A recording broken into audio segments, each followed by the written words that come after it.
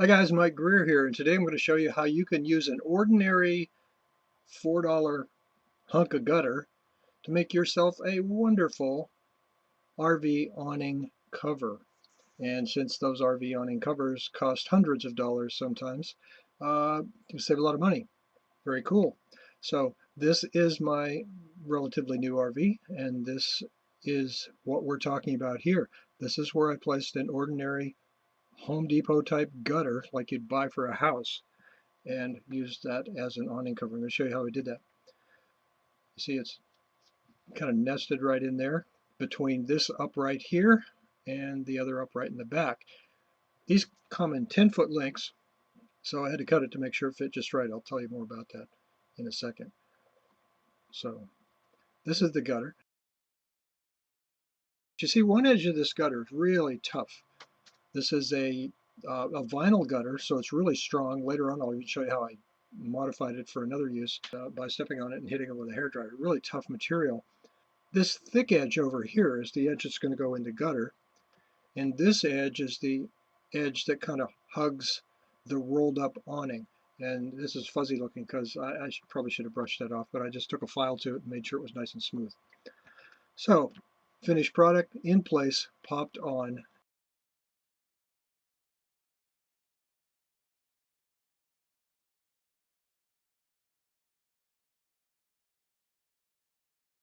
And the way those two pieces were fit together was with this thing called a join.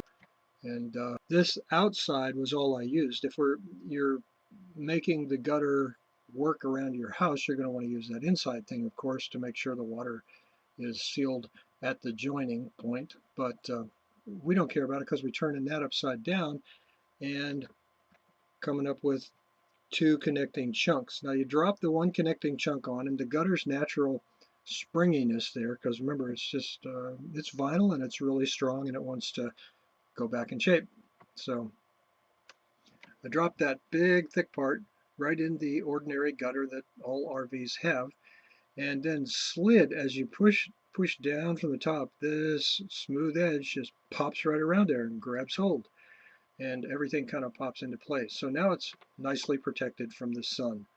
So in Southern California here, we're constantly being beat on by the sun, and it chews up awnings that aren't even in use. You just sit there with them dying because they're baking. So this will protect it. Underneath, I stuck the camera up underneath. Now after it's in place, this edge that we just looked at that was a smaller edge is kind of goes around there and hugs it. And because it's nice and smooth, it doesn't cause any damage to the rolled up awning. So there it is. 10 feet, 8.5 feet, little joiner, and we got, well, I don't know, $15 on that. Let me show you the other side. We had a unique problem. We have what's called a slide. A lot of people recognize that if your RV has an addition, it's like a room addition. And what it's got here, when it slides out, is a lovely little cover that keeps the dirt and crud from getting on top of the slide and coming back into your RV when you close it up again. But the only problem is this is not the toughest material in the world. Um, so this in particular, which is an odd shape to the curvature, notice it doesn't look like the same shape as the other side where you can just stick a gutter on there automatically. It's got this weird distance from here, clear down this and out to the side. This is with the slide completely enclosed. There's the gasket sealing it off from the weather so you can drive down the road in the rain.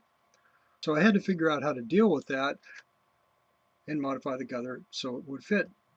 So this is a finished product, and you can see it looks pretty good. And it's got these little corner cuts on them, which I made to allow it to slide in and out. I'll show you more about that. But up here is that tough edge dropped into place. And what I've done is expanded this, just kind of made it, I distorted its shape. I did so that it would ride, and when this is fully closed, it kind of goes plump, pulls right in there and sits in place. And this is how I did it. There's my great big foot pushing down on top of the U shape of the gutter. I just jammed down on top of it with a piece of wood and hit it with a hair dryer, and did that for a while patiently and went the whole length of that, which on that side was about 7.5 feet.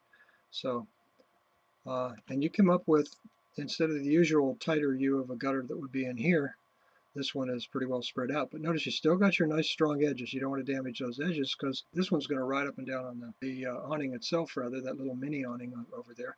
Then this one is going to be the stabilizing force, which drops into the trailer's gutter. So there it is in place. And I popped it in place there, and I've started notice it's starting to move out. The slide is starting to come out. The room is opening. And it just, because of this beveled edge, it just rides right up on top. It's all good. And there it is, completely extended. Okay, so it's just sitting there waiting. The object of the game here, my wife likes to go out in the trailer and do stuff every once in a while, and she needs access to that room without having to mess around and worry about whether there's a gutter guard in place or not. So my challenge was to make sure it would be completely maintenance free. So I had to make sure that it would smoothly ride up and down as the room went in and out. She only opens it for a little while because it's blocking my neighbor's alleyway there, and he needs to get his motorcycle in and out now and then. So there it is, fully extended. It just sits there waiting for when it's going to go back in, and this will pop down around there. So here it is closing, and notice this thick edge. This is a tough corner of the room extension that has to get past.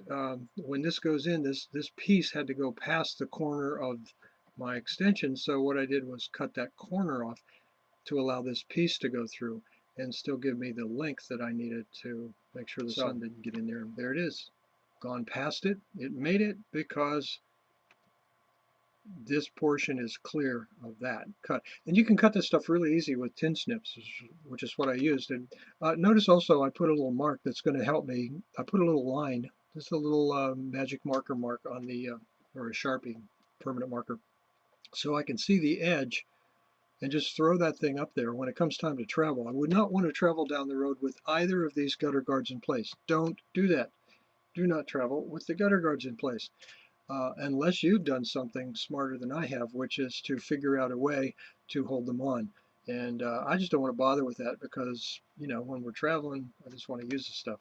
But for all the months that this stuff sits and waits for you to go on your trip, these are really, they'll work just fine because they don't have to be stabilized and held in place. Maybe bungee cords, maybe clamps, I don't know. My neighbor said, hey, use a piano hinge. I have no idea what that is. But here's the thing all closed up, and it dropped into place. Now there's no hands on to move it through all those different stages. You saw it raised up and closed down. It just rides automatically on there. So my wife has what she needs, which is the ability to open and close that room at will without having to worry about whether or not the cover is in place. So it's all good, works great. So that's how you can create your own awning protector system using less than $20 worth of material and probably taking less than, I guess, 2 hours max. And that was fooling around with all these weird little cuts that were up here on these edges and stuff. So enjoy.